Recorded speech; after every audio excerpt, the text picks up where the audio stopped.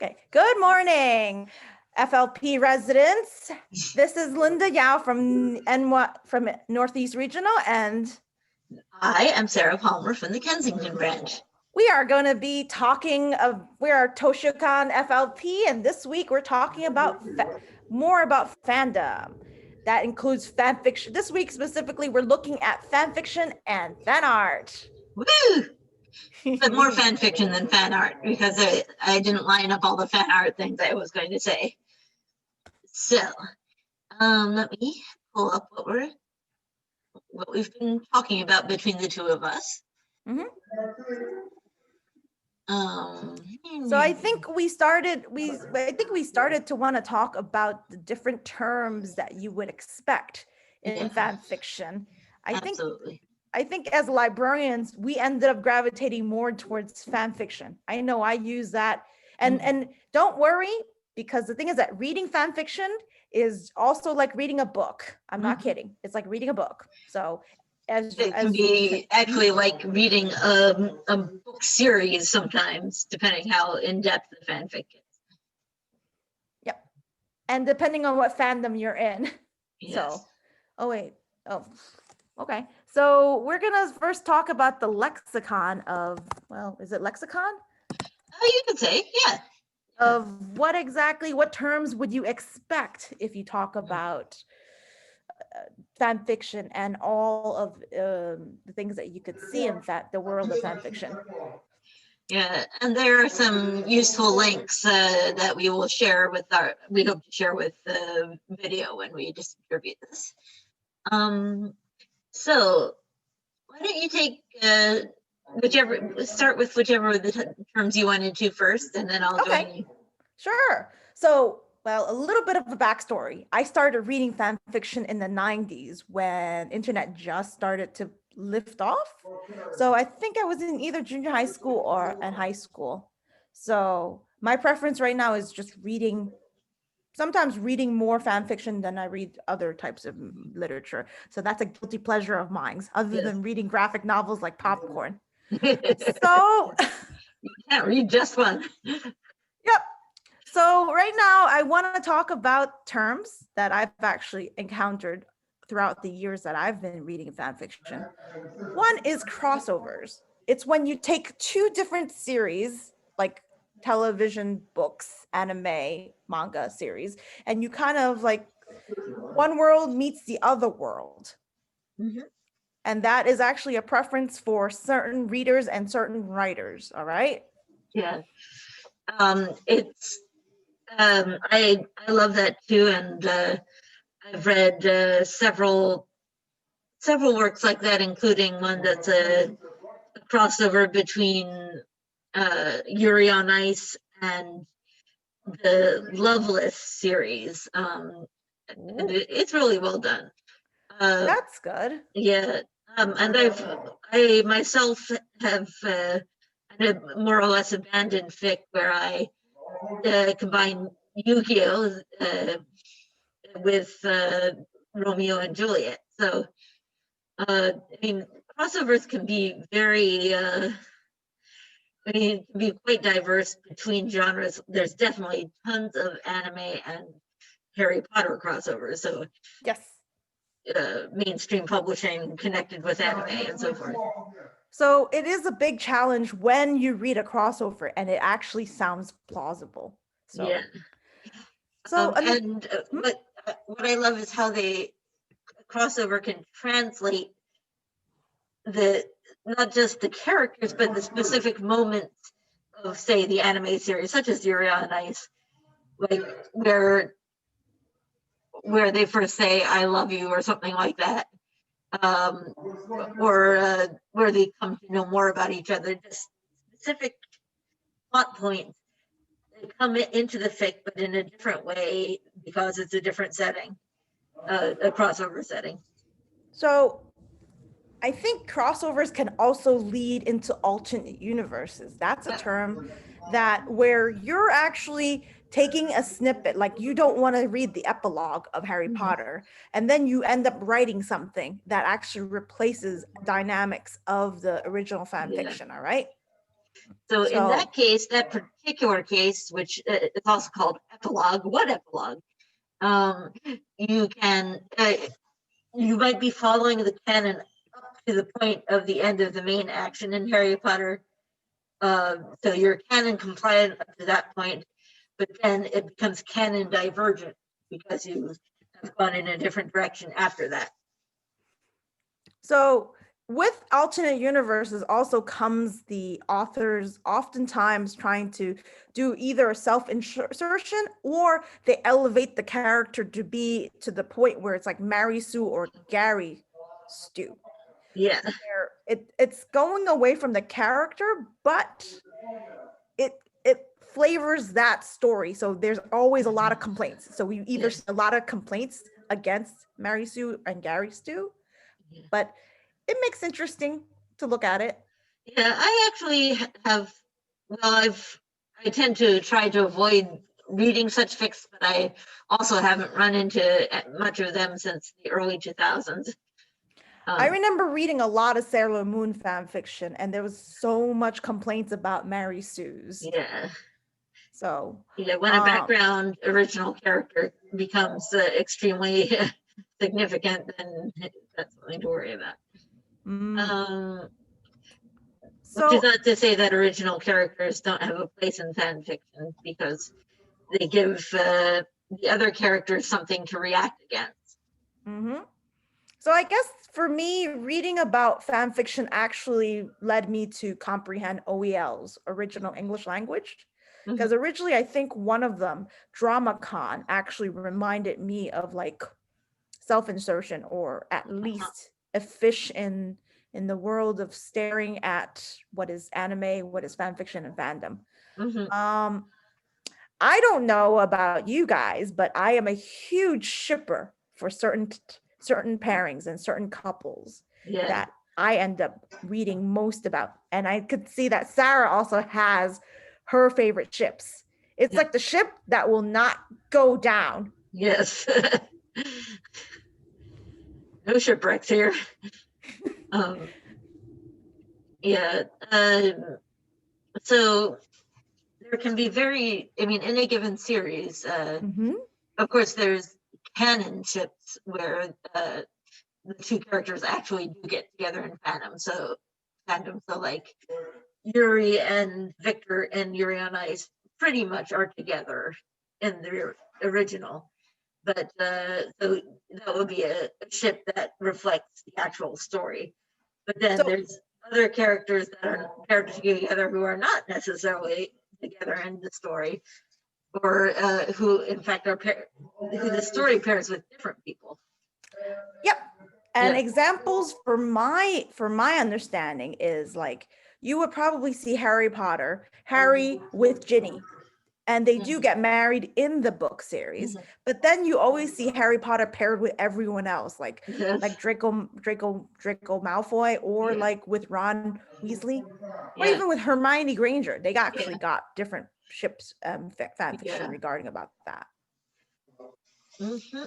So let's see. So shipping wars is something that can happen. So supposing you are a fan of Harry Draco fanfics, but somebody else is a huge fan of Harry Ginny fanfics, then there have even been flaming wars online between fans.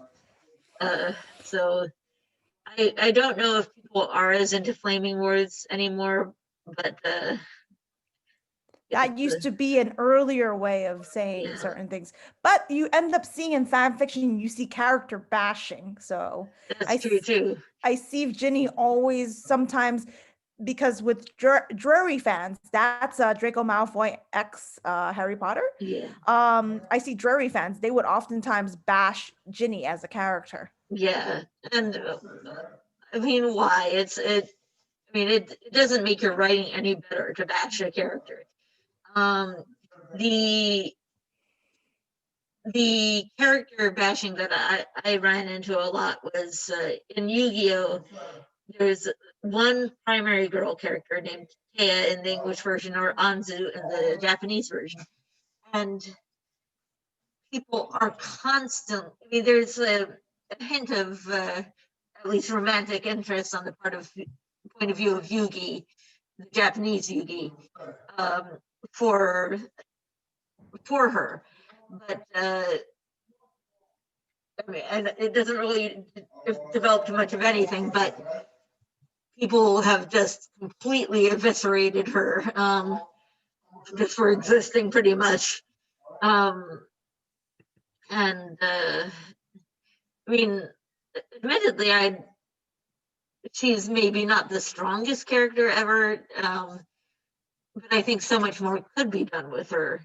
And it's just a waste of a character to bash them instead of treating them as a useful element. Mm-hmm. So, I mean, another thing with the canon shipping and all the aspects of it is the word OTP, which is one true pairing. That is like the highest. That is a recent term. I think that's a recent term that came out in the last maybe 10 years or so. Oh, really? OTP? That reason? Huh. I think so, because I haven't heard of it. I think I heard of it as an adult, that term. I didn't hear about it when I was a lot younger. Yeah. So a one true pairing would be, if, supposing, taking Harry Potter again, if you almost always read Drarry, Draco / Harry fic, but then you might enjoy Remus and Sirius fic. That would be a secondary shipping for you, but it's not the one true pairing. Like you could, or in another case, supposing you liked both Remus Tonks and Remus Sirius fic, you might like one of them more than the other, and that would be your one true pairing, but you'd accept the other because you found it interesting too. Yes, that is very true. It's like that one pairing, one couple that actually ends up like doing it for you. Yeah. I've read of like I think my OTP in Harry Potter happens to be other than Harry and Draco, happens to be Severus and Hermione. I know the age difference is kind of bleh. Yeah. But there is a huge group of fans out there, and it's the term for them is the community for them is when I kissed the teacher.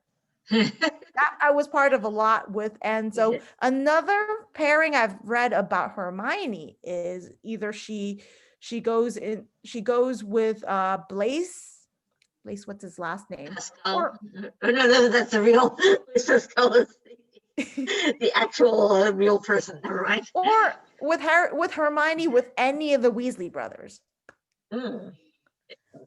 But yeah, my OTP happens. It's the most plausible one that you could actually see happen from a series. Is my OTP is Severus and Hermione. Yeah. So it's hard for me to get away from that series.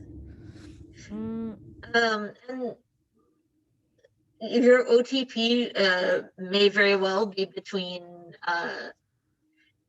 characters who have a lot of interactions with each other, even if those interactions in canon are not always positive interactions. But you can also see pairings between characters who never have contact or who almost never have contact in the series. And the case in Free is Makoto and the character Sosuke. Makoto is a character through pretty much all the series, and Sosuke only shows up in the second season. So in that case, it's people enjoying the character of Makoto, who is often called the very popular term cinnamon roll. So he's a cinnamon roll type character, a precious cinnamon roll. And then Sosuke is kind of curt and ferocious and very aggressive in some ways. And with sort of like this strong facade, but hidden pain.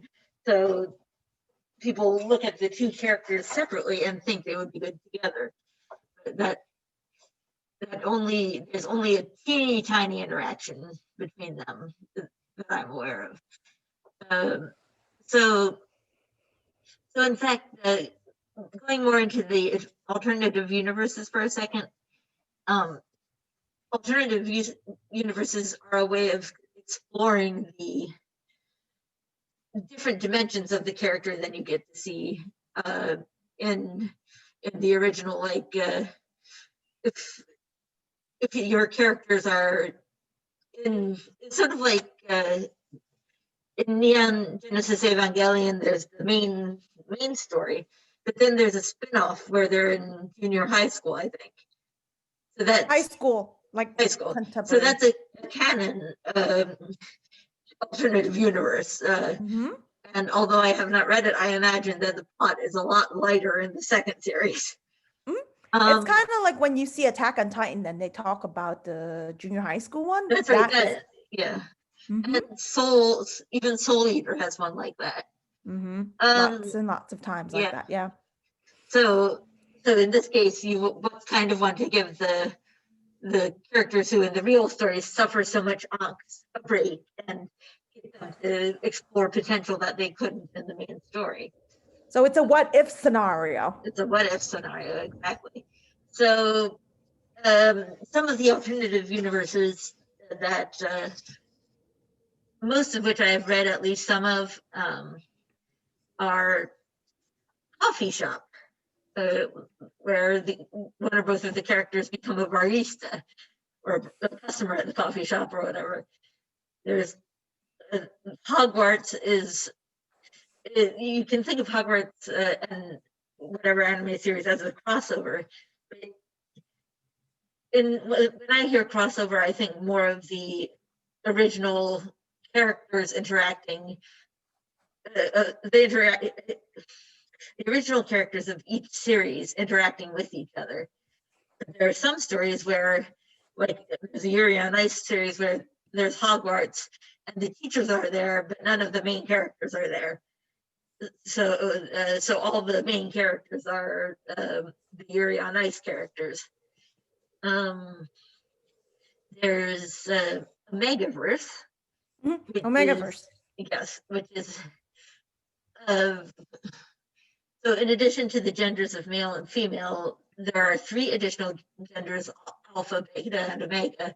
And alphas and omegas can have a very extreme relationship with each other. Betas are just like most of the rest of us, and omegas, whether male or female, can get pregnant. Yes, and so there's a lot of smut fictions with that. Yes. I've actually been, one of the ships I do is BBC's Sherlock Holmes and Watson. Watson? Watson in an ABO context, an alpha, beta, omega context? Yes, I do, and I read that a lot.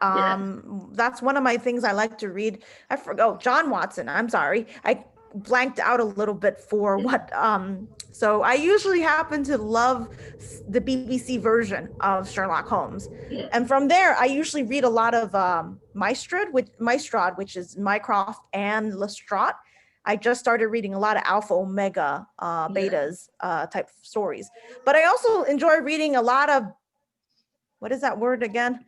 BAMF stories, because John or anyone in the character series, you could write as a soldier or as like a person who has a lot of angst, and then they kind of like over the angst, and then they turn into a badass motherfucker. I just cursed. I'm sorry. That's the BAMF for you. Yeah, there's one fic I read. I'm going to go back more to alternative universes in a moment, but there was a fic I read where a character in Big Wind Up Ofuri, he's kind of an emotionally, he's got a bit of tunnel vision and demonstrates it comes off as very self-centered in the original, but with some positive features too. But in this fic, they explore it almost as autism, a sort of autistic quality where, I mean, they look from his point of view, and And you can see how, from a different perspective, you would be noticing certain things, certain tells in the other character. He's just looked at things very differently. And he's hugely talented at what he does, but he, in terms of interpersonal relationships, he does not necessarily always see the things that other people tend to see. The other AUs, alternative universes, can include putting all the characters into a zombie situation which it kind of goes the opposite direction from wanting to give the characters an easier time where they can learn and grow. The zombie situation is where they have to fight for survival and so it's a battle royale kind of scenario. Yeah. And then there's gender swap, where yes, you're tired of seeing Harry as identifying as male, so Harry identifies as female. And sometimes there is an exploration of trans characters too, or making a character trans, but that's rarer. I often see like gender swaps as like a more cracky version, crack fic. Yeah, a crack fic is a fic that is not intended to be taken very seriously. Mm-hmm.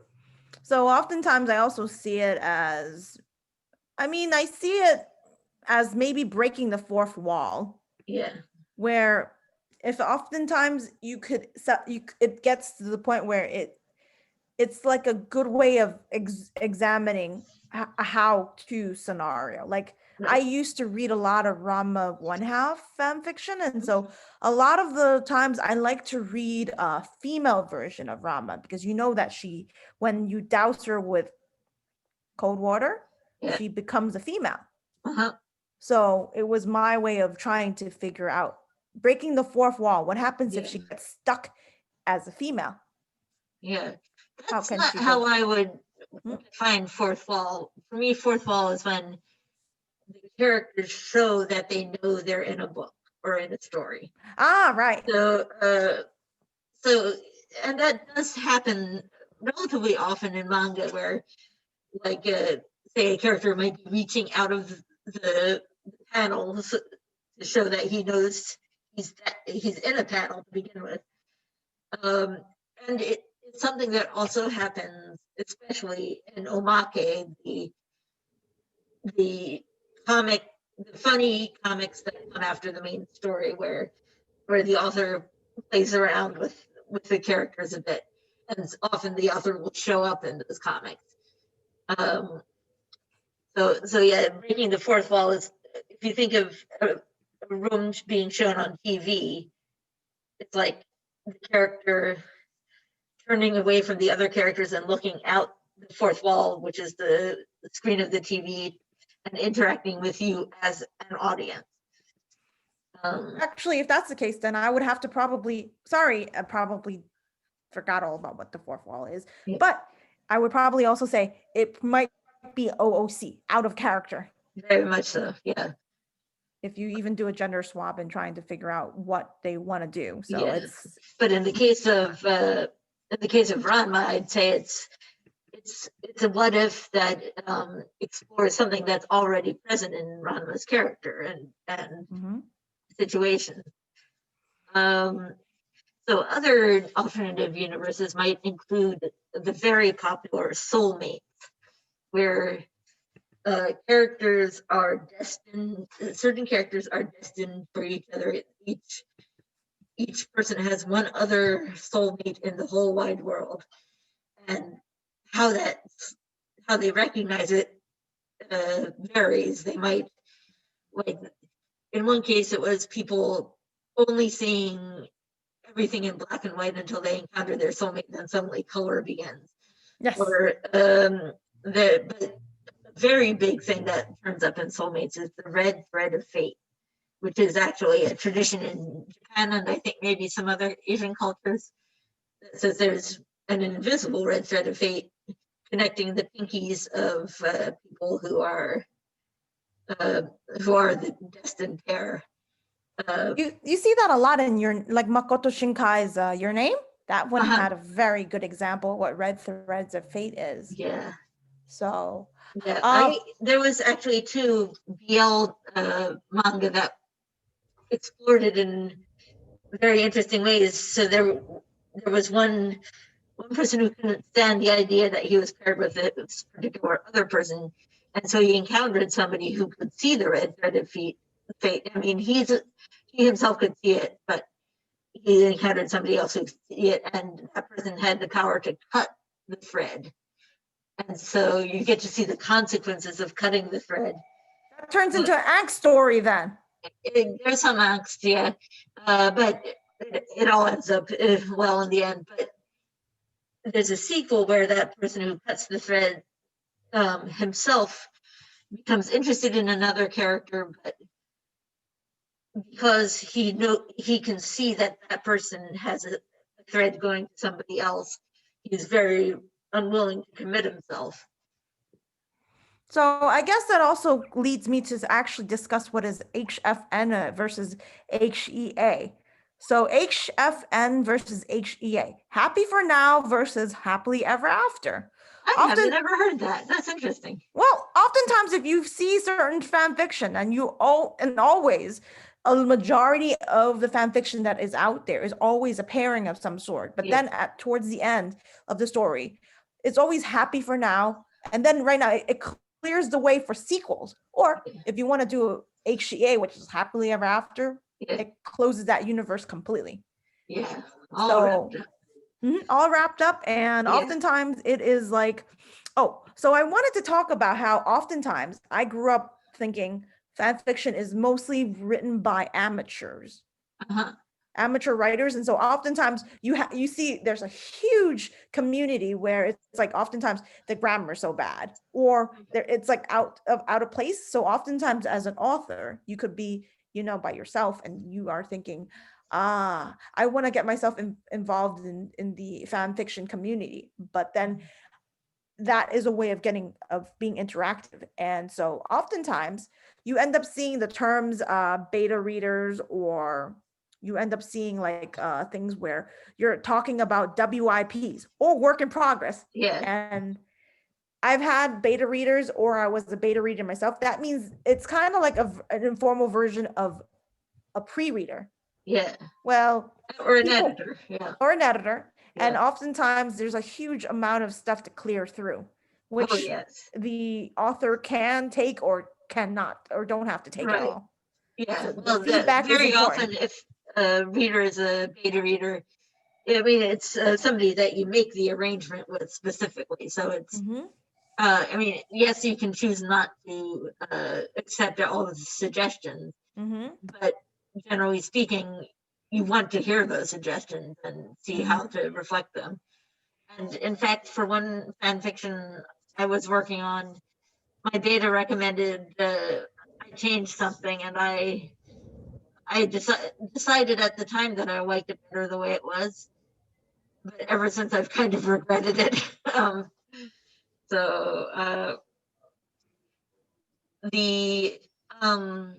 was I going to say? Let's see. The exception for when you say you can close the universe with happily ever after fic, there still can be room for additional fics in the form of side stories. Side stories. Yep. Yeah. So it just sort of goes out to the sides instead of going forward. So when I say that I have when I say talk about work in progresses, all right, there is a certain character. I haven't touched my fan fiction in over 10 years. So I pretty much basically quote unquote abandoned them.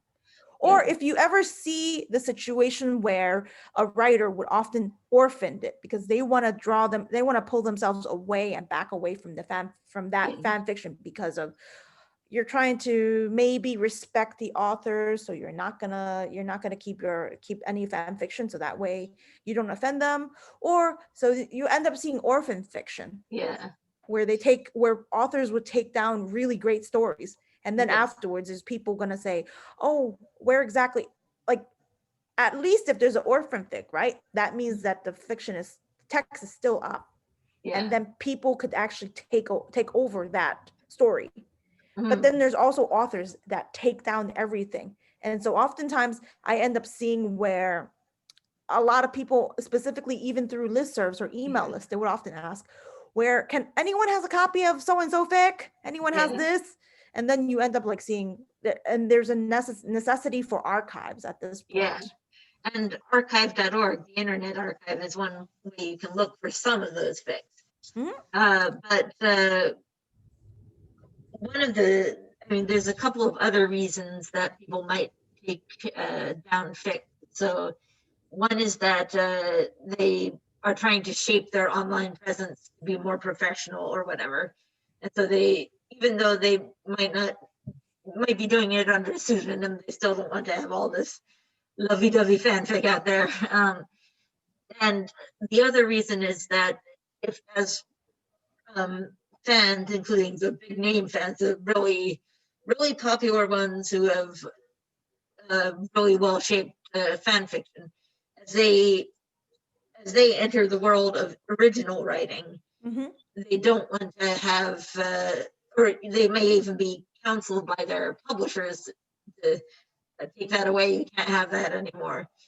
So yeah, Sarah Reeves Brennan I followed for many stories under her initial name of Mistful, but those stories are long gone. And what was I going to say else?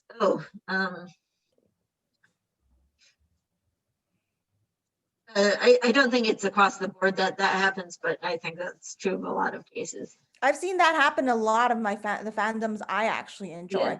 So oftentimes, very much important thing is like people, fanfiction authors will do disclaimers. That means that they will abstain themselves, like saying copyright. This is not really this is not what I'm doing for money. I've actually met fanfiction writers in real life that I became real friends with. And very oftentimes they use the idea of writing fan fiction to craft their own works. And I definitely do see that. So oftentimes I try to read their other fan fiction, other original published work after that. And I have a weird way of just being able, I keep on thinking, I read this person as a fan fiction writer. And this happens to be, and for example, one of my friends in real life, right? I met her husband first because we're origami friends. And then right afterwards, he said to me, "Oh, my wife is a writer." And then I said, "Oh, what?" And then he started talking about it. And he said, "Oh, my wife used to write fan fiction." And that's when I realized she was a Harry Potter fan fiction writer. So that's great. And then I had another friend. She actually pulled herself away from the fandom because of her professional took her away from it. So she became a college professor. But she used to be a very well-regarded Yu Hakusho fan fiction writer. Yeah. So when going back to the disclaimers for a moment, one thing that I've often seen written is, these are not my characters. I'm only playing with them for a little while. So there's different ways of forming that statement, but very often there is one there, though not always. Not always. I wanted to go for a bit into tags, because as librarians, we should really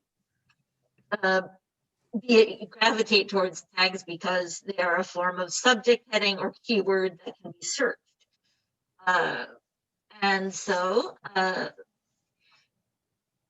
some of the tags will refer to the nature of the fic as in terms of its length, its whether it's part of a series. The one shot would not be part of a series. A crack fic, as we were talking about, would be a humorous take on the story. Then there's a plot, or porn without plot, PWP. There's let's see. Well, lemon line and there's smut. I used to read a lot of Harry Potter. No, not Rama One Half. That is considered lemon or lime. Yeah. Lime is like, So lemon and lime. Lime refers to perhaps some sexual content, but it's mostly off screen, so to speak. But lemon is a lot more explicit, and then smut definitely explicit. yes.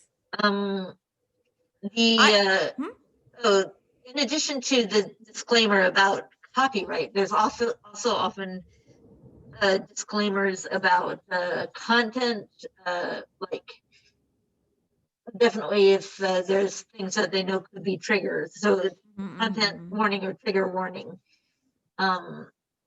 Or they might make a disclaimer saying, I know I'm using a lot of Russian in this fic, but I do not know Russian. I had some advice from this person, but it's not their fault if I've made any mistakes.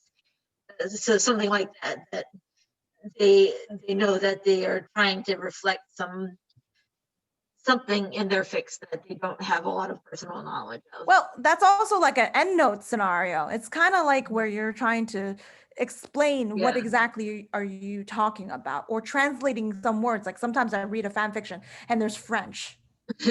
I can't read French at all. I don't even know what they're talking about. So then I oftentimes have to flip all the way down until I see the endnotes, and hopefully there's translations. Yeah, and in fact, a chapter of especially of a fic that a lot of people are following, very often the chapter will begin with an author's note and then end with an author's note, and the author's note at the end will deal with things that they didn't want to spoil at the beginning of the chapter. Fluff. Fluff is another major tag. So just not, I mean, it's not maybe so much comic as it is feel good. Feel good, yes. Yeah. Feel good. There's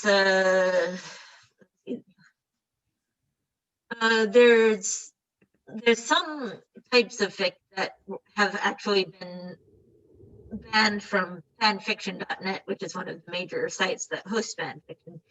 So one of that kind of fic is actually a type of fic that I've at least written two of, called a song fic. Oh yeah, song fics. And so a song fic generally has the characters interact or relate in some way to the plot that is, or to the elements of the song. Yes. So, for example, there's a Yu-Gi-Oh character named Bakura, and to me, a lot of his experience resembled a song, the main character in a song called Katie Cruel. So I sort of did an interface between those two things. So I definitely would have written some song fiction, and I've seen it where it's fan fiction is text only, all right? Yeah. So you see some of the lyrics and then break, and then you see the characters' feels. And so very oftentimes right now you could see song fic as reflected with fan videos. That's true. It morphed into another medium. So another, sorry. No, go ahead. So Sarah mentioned fanfiction.net, which is something I also love with, but there's also another website out there. It's Archives of Our Own, which is AOT. Wait, AO3. AO3. Yeah. And I love AO3's tagging system because I could limit it to saying, oh, do I want it complete? Do I not want it complete? Do I want it in what language? Because otherwise the entire page will literally be stuffed with other languages. Yeah. Do I want this certain pairing? You could actually say certain things like what sort of pairing that you want. Yeah. As well as what type of story do you want it? Romance, adventure, first times mutual pining, or all of the above. Yeah, established relationships. You could actually do so much tags that oftentimes you're like wondering, what am I reading? Yes. I used to do tags. I think, Sarah's very correct about subject headings, right? Yeah. I always thought that tags also got reflected in blogs.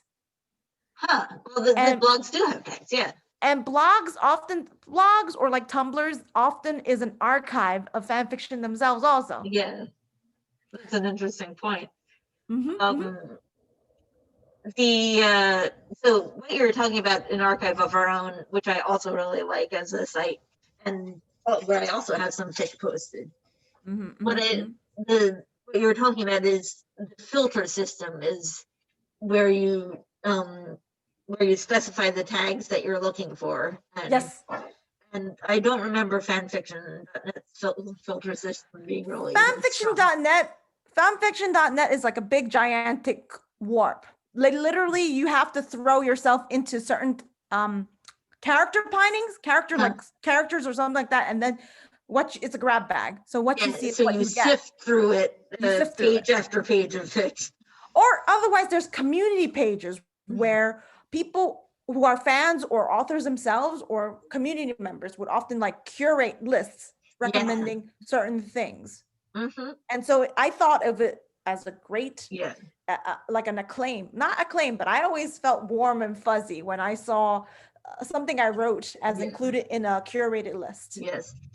So those curated lists can be on the sites themselves, like Archive of Our Own, or fanfiction.net.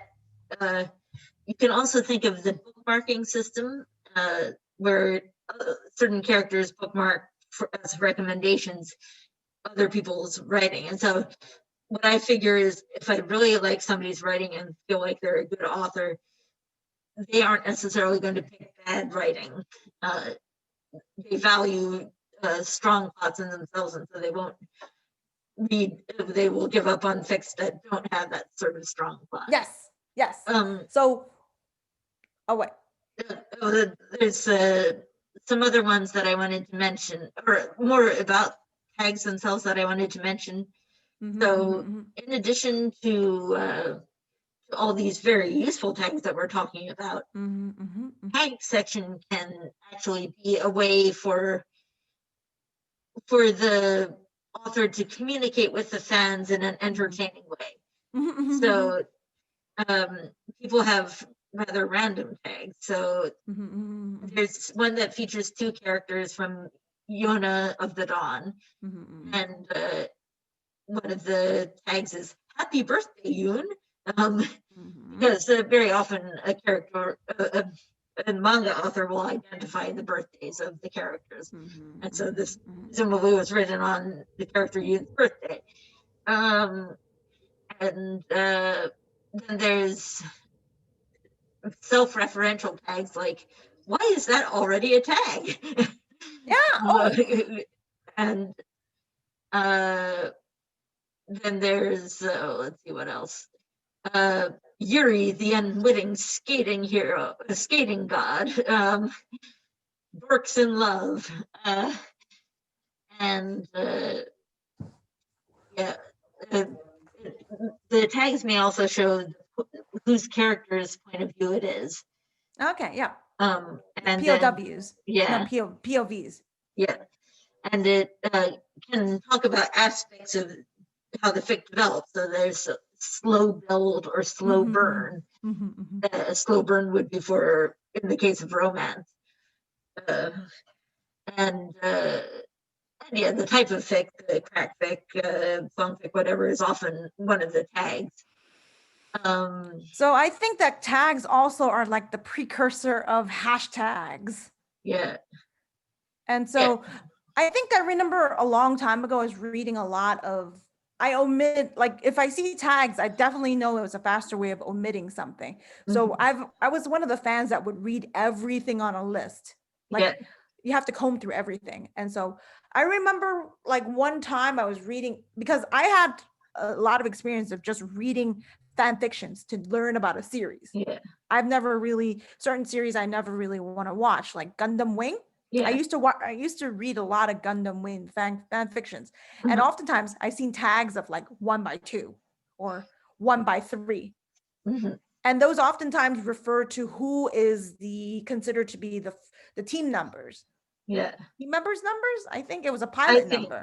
I don't remember the details for Gundam Wing, but there's also the use of slashes to represent a pairing, and so sometimes that slash indicates one beginning in front of the slash is the person who takes initiative or is more the assertive partner in a relationship, and the other is more passive, though that's not always the case.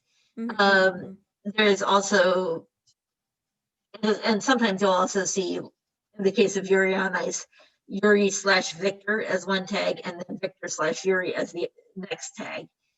And then sometimes there will be an X between the paired characters as opposed to a slash. Or you could see where oftentimes tags are like Hermione by Hermione Lucius, Hermione's Ron. Yeah. Pairings, and it's like a big giant harem kind of approach. Yes. Yeah. Sometimes things can be harem ones too. There's what was I going to say? Oh, when one of the characters is playing a specific alternative universe role, there's they might say as a tag CEO exclamation point Kakashi, and so the exclamation point is saying this is the CEO version of Kakashi from Naruto. Oh. Or Hiro Otobek with the exclamation point in between. Oh, okay. But one other thing that can be specified is in the case where a series has multiple formats, like in the case of Revolutionary Girl Utena, there was a manga series, there was an anime, and there was a movie. And it may not always be true with other cases of other titles, but in that case, there were very different feels to each of those versions of the story. Yes. And so a tag might be manga-verse Utena as opposed to anime-verse Utena. So that's why I often say BBC Sherlock Holmes. Yeah. Because there's so many different versions of Sherlock Holmes. That's right. You have to try and figure out who's who. Yeah. Or you could even fuse those different versions of Sherlock Holmes in a fanfiction. Yes. So it would be sort of the crossover, but sort of not. Or it's like kind of like I think in this aspect is like fourth wall. I think that's a fourth wall approach. But I've also seen MST, which is Mysterious Science Theater, where people would be a popcorn gallery and pick through like a movie theater. At least that's what I remember reading it. Yeah. One thing that I wanted to mention is the tag aged up characters. So in a case where you really like a pairing, but at the time of the original story, they're not of a legal age to be consorting with each other. Say, for example, Roy Mustang and Ed Elric from Full Metal Alchemist. They might have a fic where both have aged up considerably, so Ed has attained his majority. Or you can also have a fic where their ages are, the age ratio between them has changed, so that maybe Ed is just 1 or 2 years younger than Roy or something like that. Or kind of like where you're actually seeing, like in Sherlock Holmes and John Watson, teen lock usually means this is a teenage form of Sherlock Holmes. Yeah. I remember also reading where what happens if the you're correct about the relationships changes. Like one time I read this alternate universe story of what happens if Hermione Granger was Severus Snape's role. Very Severus Snape is a student who was best friends with Harry and Ron. That's very cool. And that reminds me of Body Swap, which actually is what happens in Your Name, as I recall. Yes. So in other words, the character's consciousnesses shift. And I know that's happened in at least one and probably many more Harry Potter fics. Yes. Between Draco and Harry. Yes. Let's see, there's so much we wanted to say. There's a lot of things to say about, oh my gosh, did we even talk about fan art? Because oh my God, fan art, I've mostly seen in DeviantArt. I'm going to probably just say out there, DeviantArt and Tumblr. Yeah, no, I want to talk more about that next time. Oh, okay, sure. So we're going into a third episode of just yapping about fan art. Can we try and then there's more after that? Yes, there is more after that, but Yeah. we could talk a lot about fandoms. Yeah. I wanted So, to mention one other tag, which is hurt/comfort. oh yes. So the characters are put in a position where, like, I don't know, Ed gets in a situation where he's had an accident and Yes. and Roy has to come take care of him, or vice versa. So and angst, I think you mentioned angst earlier. Yes, angst. And even further than angst is death fic, or major character death, which are often tags.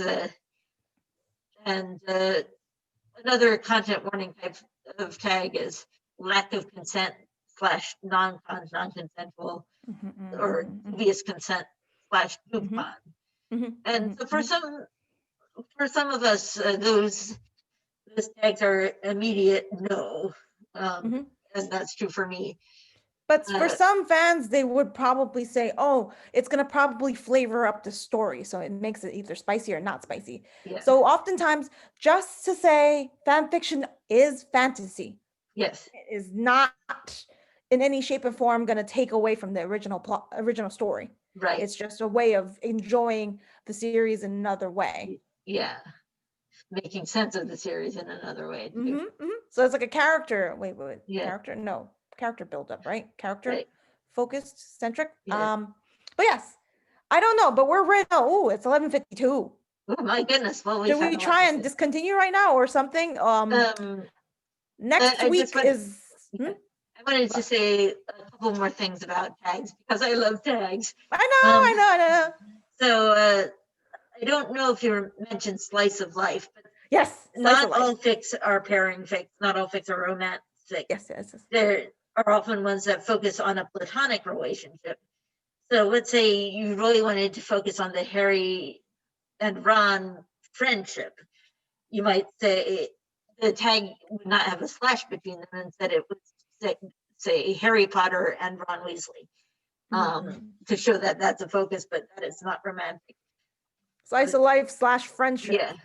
Or romance could be a tag where you're not really revealing a relationship brewing, but there's some homoerotic content to it or something.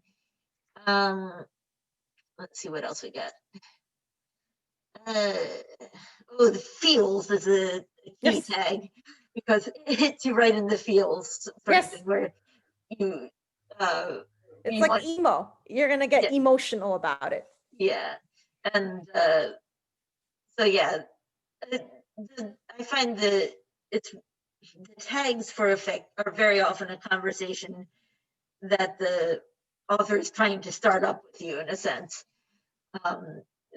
You're always trying to find a community. And I remember a lot of times a long time ago, I always tried to introduce myself to certain writers because I knew they wrote fan fiction that compels me to love that pairing. Yeah. So I remember trying to make friends with that one. So the community for fan fiction is definitely a lot bigger. But as they can say, a lot of people are probably go on to other things like in their life that would make them turn away. Another relationship thing in tags is established relationship. So if you're really all about the falling in love stories, you wouldn't go for that. There's also pairings to be announced later. So you might read a Harry Potter fic by somebody who has written Draco Harry fics in hopes that this next fic will also be a Draco Harry fic. But it turns out it isn't a Draco Harry fic. So that can be a bummer, but the tags did say relationships to be announced later. So you knew that you were getting into something that might not be what you were absolutely hoping for. And there are also fic challenges and exchanges. Oh yeah, exchanges and challenges and award ceremonies. Yes. Oh wow. And one of the biggest one type is called the Big Bang, and that's a case where it's an exchange of writing and art. So somebody writes a story and somebody does art for that story. and they can be more or less formal. There's I believe that there's some functionality on Archive of Our Own to support fic challenges. That is also very, oh yeah, I forgot all about the big, like those type of stories where a fan really likes the storyline, so then they end up drawing something as a gift. Yes, absolutely. And I remember seeing a lot of like artists themselves go on to like being artist alley people. Yeah, I'm not a bit surprised. So you end up seeing a lot of ships being paired. So there's a lot Mhm. of arts or deviant like media that derives from it. Yeah. So, There's also one other form the fic can take is a pod fic, but it's usually a fan of the story who's reading aloud the story. yes, And I've done that once for a Hikaru no Go fanfic. I want to try it. I want to Yeah. try it. So that's Yeah, I think something it's I worth always doing. thought about doing. So Yeah. fan fiction world has changed quite a bit from the 90s. Yeah, but fan fiction has been around for ages. Yeah. So like we were saying last time, from it really started to getting big during the Star Trek, the first couple of series of Star Trek. Mhm. So it's been around a long time, which is why there are so many people studying it now, analyzing it. Mhm. But one of the things that I really think is coolest about fan fiction is that it's a place where authors can learn how to write better, learn how to write better, become more conscious of the craft of fiction. So like when you see somebody put a tag slow build, that makes you realize, oh, so that's how a relationship can appear in a story. Or if you say several out of character characters, you realize sometimes a character could be very true to the character, and sometimes they're acting weirdly, and that's fine. But so I really love that about it, that it's such a creative space, and it's a space that involves very young writers, like 12 already posting lines.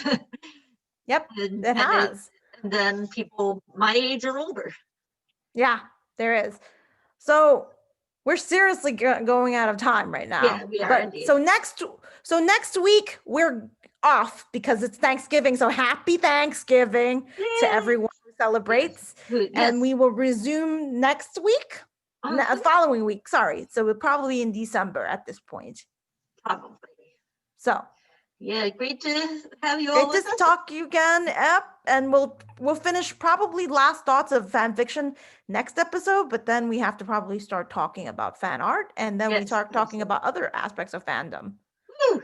I think so. Can we try and we could try and quash stuff. Anyhow, matane! Matane! Happy holidays. Yes, likewise.